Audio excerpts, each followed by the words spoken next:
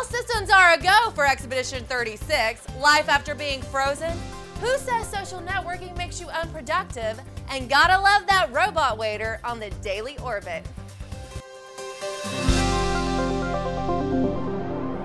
Hello and welcome to the Daily Orbit. I'm Emerald Robinson. Expedition 36 of the International Space Station is now officially underway. 3 astronauts arrived at the ISS with a welcome from the 3 current residents of the ISS. They completed the journey from Launchpad to orbiting complex in just 6 hours. Takes me that long to get to the West Coast. During their time in space, the crew will prepare the complex for the Russian Multipurpose Laboratory Module in December, and this is cool. They will spacewalk to take the Olympic torch outside. Also, they will continue science experiments, including one very important experiment to evaluate countermeasures to prevent the loss of bone density in space.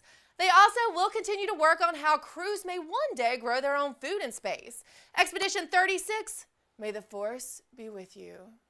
Okay, I know that doesn't really go, but I had to say it. And if plants can grow after being frozen for hundreds of years beneath a glacier, surely they can grow in space. A Canadian researcher recently found ancient plants known as bryophytes awakening after being exposed from a receding glacier. Scientists had long thought that all plants buried for that long were unable to regrow upon re-exposure. Not only were these 400 to 600-year-old plants intact, but they were in pristine condition and growing. The researcher said that these entombed plants coming out from underneath the glacier will have a big impact as glaciers quickly disappear. Get off Facebook and get back to work, Emerald! FYI, Microsoft says social networking makes employees more productive. A new survey conducted by the company found that 50% of employees said that they believed that social networking tools made them more productive, yet 30% of companies restrict the use of these tools.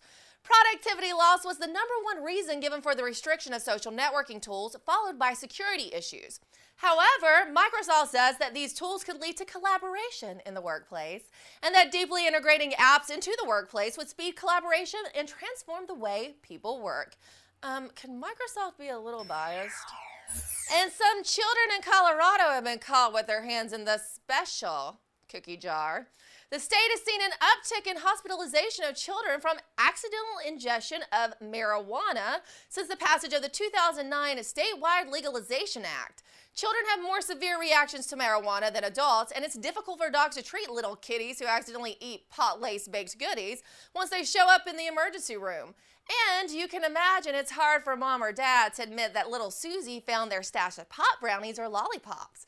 But rest assured, there's been no deaths or lasting effects. Still, Colorado parents, heed the doc's advice and find a better place to stash your stash.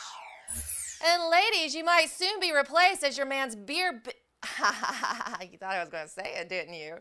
Engineers are teaching a robot to anticipate human needs like giving your coffee or, yes, beer, a refill. The robot identifies the activities it sees, assesses the objects in the scenes, then generates a possible set of continuations like drinking, eating, cleaning, and putting away, and then sees what's most probable.